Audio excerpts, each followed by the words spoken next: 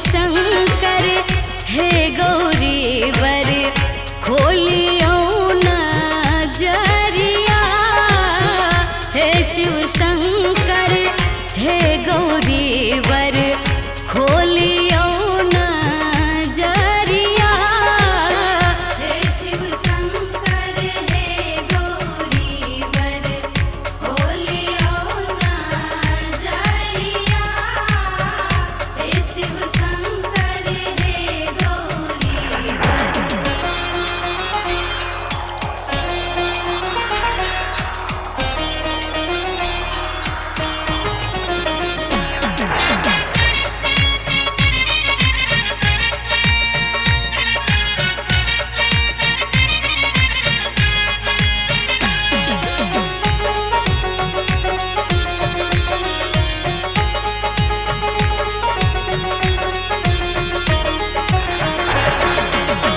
हम अति दीन अहाँ वरदानी बिनती मोर स्वीकार करो।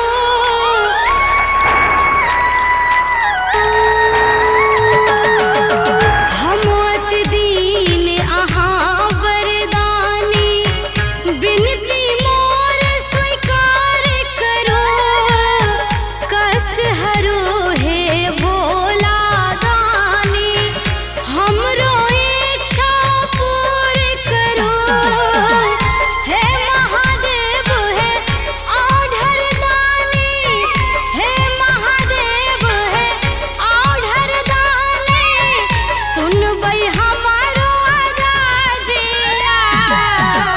हे शिव शंकर हे गौरी वर खोलियो नजरिया।